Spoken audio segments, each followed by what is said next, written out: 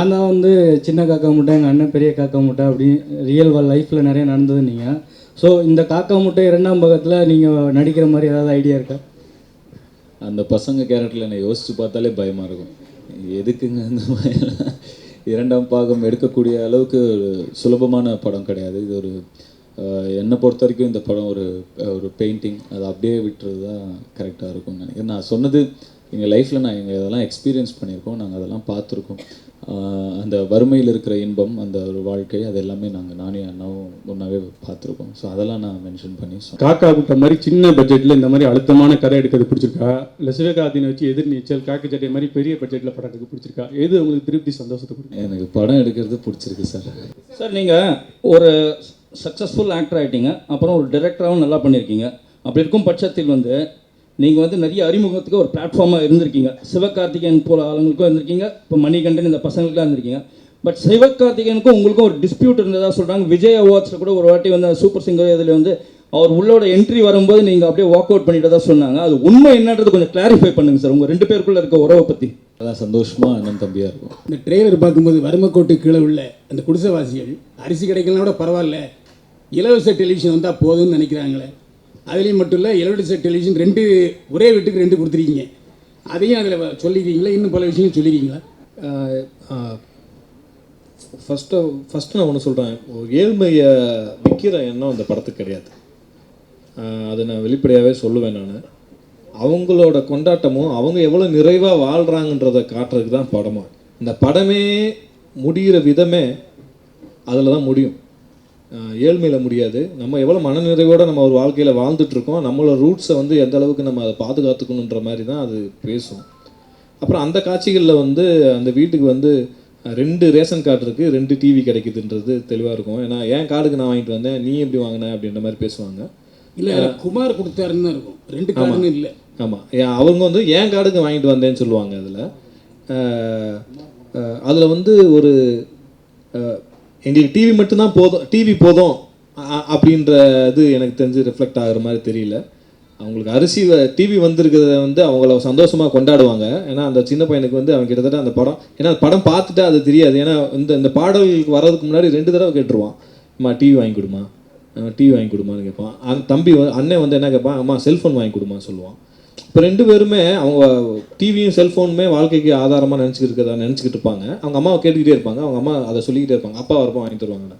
திடீர்னு இப்போ கவர்மெண்ட்டில் அவங்களுக்கு ரேஷன் கார்டு டிவி கொடுக்குறாங்கன்றப்போ அதை 2 பேருமே கொண்டாடுவாங்க. அந்த வீடே 2 டிவினால டப்புன்னு அந்த வீடே ஏதோ அவங்களுக்கு வேறு தளத்துக்கு போயிட்டு மாதிரி ஒரு உணர்வை கொடுக்கும். மற்றபடி அந்த மாதிரி ஒரு எண்ணத்தில் அது ரிஃப்ளெக்ட் ஆகாது படம் பார்க்குறப்போ.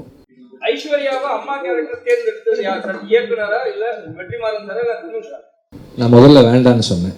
எனக்கு இந்த படத்துக்கு உண்மையிலே இப்போது பசங்களை மாதிரி அங்கேருந்தே ஒரு மதர் இருந்தால் நல்லாயிருக்கும்னு எனக்கு தோணுச்சு. அதுக்கு மணிகண்டன் ஒரு வேலிடான ஒரு இது வச்சுருந்தார், பாயிண்ட் வச்சுருந்தார். Then he did a look test பார்த்த உடனே சொன்னேன், ஃபஸ்ட்டு லுக் டெஸ்ட் காமிச்சார். அப்போ என்ன சொன்னேன்னா, நான் தான் முதல்ல சொன்னேன்ல அப்படின்னு தான் சொன்னேன், சரியில்லைன்ற மாதிரி தான் இருந்தது எனக்கு. Then the second time they worked again, அப்போது ரொம்ப கன்வின்சிங்காக இருந்தது. ஸ்லம்ஸை பற்றி ஒரு கதையை நான் ரொம்ப கற்பனையாகவே எழுதிட்டேன். அதில் நிறையா அங்கே தவறுகள் நடக்கிற மாதிரி அந்த மாதிரிலாம் அதில் சம்பவங்கள் இருந்தது. அப்புறம் திடீர்னு எனக்கு என்ன தோணுச்சுன்னா, நம்ம ஒரு ஸ்லம்மை பற்றி கதை எழுதுகிறோம், அங்கே போகாமல் எழுதுறது ரொம்ப தப்புன்னு தோணுச்சு.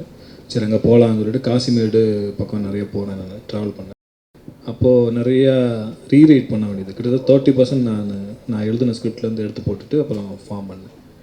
அப்போது ரெஃபரன்ஸ்க்காக எந்த மாதிரி பசங்க இருக்கணுன்றதாக நான் ஃபோட்டோ எடுத்தது ரமேஷ். ரமேஷ் அப்போ ஒரு ட்ரௌசர் போட்டுக்கிட்டு நல்லா புழுதியில் ஆடிக்கிட்டு ஒரு பீச்சில் இது பண்ணிக்கிட்டு இருந்தான். அவனை எடுத்துகிட்டு அப்புறம் மேனேஜர்ஸ்கிட்ட காஸ்டிங் எல்லாம் பண்ணுறவங்ககிட்ட கொடுத்து இந்த மாதிரி பசங்க வேணும்னு சொன்னேன். அவங்களையும் ஆடிஷன் பண்ணோம், ஆனால் எனக்கு கொஞ்சம் கன்வின்சிங்காக இல்லை. அப்புறம் ஃபர்தராக இவங்கள வச்சே பண்ணலாமேன்னு சொல்கிறப்போ சார்கிட்ட வெற்றிமாறன் சார் சொன்னேன், சார் அந்த பசங்களை வச்சே பண்ணலான்னு. அவர் இல்லை, அது நிறைய பெரிய ப்ராசஸ், நம்ம அங்கேருந்து போகணும், அப்புறம் பசங்க எப்படி பண்ணுவாங்க தெரியாது அப்படின்னு. சரி எனக்கு ஒரு 2 months டைம் கொடுங்க சார், டைம் கொடுங்க, நான் ட்ரெயின் பண்ணுறேன். ட்ரெயின் பண்ணோம். முத்துக்குமார் அவரோட உதவியில் பசங்களுக்கு நடிக்க சொல்லித்தரல, ஆனால் கேட்குறது, கமெண்ட்ஸ் கேட்குறது, அதை ஃபாலோ பண்ணுறது, ஒரு ரிப்பீட் பண்ணுறது, இந்த மாதிரி சின்ன சின்ன ட்ரைனிங் கொடுத்தோம். 2 பசங்களுமே ஒரு 4-5 பசங்களுக்கு கொடுத்தோம். இந்த 2 பசங்களுக்கு மட்டும் அந்த சென்ஸ் வந்து ரொம்ப ரொம்ப சிறப்பாக இருந்தது. ஏன்னா அவங்க டக்குன்னு அதை வாங்கிக்குவாங்க, ரொம்ப டைம்லாம் எடுத்துக்காது. இப்போ கூட நம்ம இப்போயே ஒரு 10 மினிட்ஸ்லேயே அவங்கள ஒரு சீக்வன்ஸ்க்கே ரெடி பண்ணலாம், அந்த அளவுக்கு எனர்ஜி இருந்தது அவங்ககிட்ட. ஃபஸ்ட்டு ஒரு 2 வீக்ஸ் வந்து கொஞ்சம் சிரமமாக இருந்தது, அப்புறம் ஈஸியாக இருந்தது. கடைசி லாஸ்ட் ஷெடியூல்லாம் 2 பசங்களும் எனக்கு ஒரு மாதிரி ரொம்ப வாங்கடாங்க பண்ணுங்கடாங்கன்னா அந்த எமோஷன் கொடுப்பாங்க, அந்த அளவுக்கு ஃபார்ம் ஆகிட்டாங்க. சென்னை சைதாப்பேட்டையில் வந்து ஷூட் பண்ணோம் 60%. அப்புறம் சில ஸ்ட்ரீட்ஸு இதெல்லாமே வெளியே ஷூட் பண்ணோம்.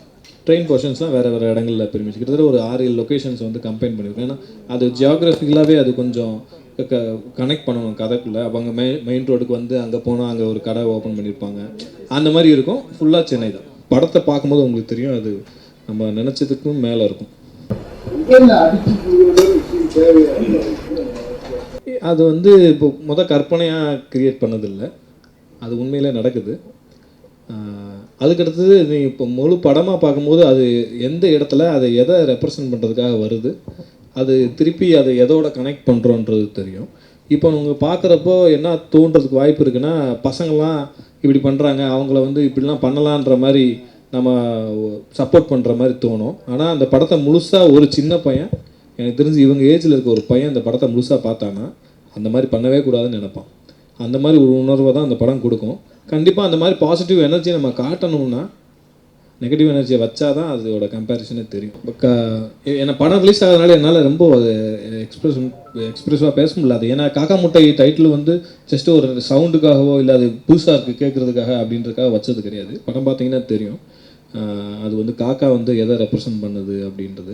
படம் அதான் ஒரு ரேசியஸ்லேருந்து ஆரம்பித்து ஒரு குளோபலைசேஷன் வரையும் கிரிட்டிசைஸ் பண்ணும்போது அதை ரெப்ரசன்ட் பண்ணுற ஒரு பேராக தான் இருக்கும். படம் ரிலீஸ் ஆன பிறகு அதை டீட்டெயிலாக பேசலாம். இன்னொன்று படம் ரிலீஸ் பண்ண பிறகு நான் விளக்கம் கொடுக்க தேவைப்படாது உங்களுக்கு, ஏன்னா உங்களுக்கே புரிஞ்சிடும் அது.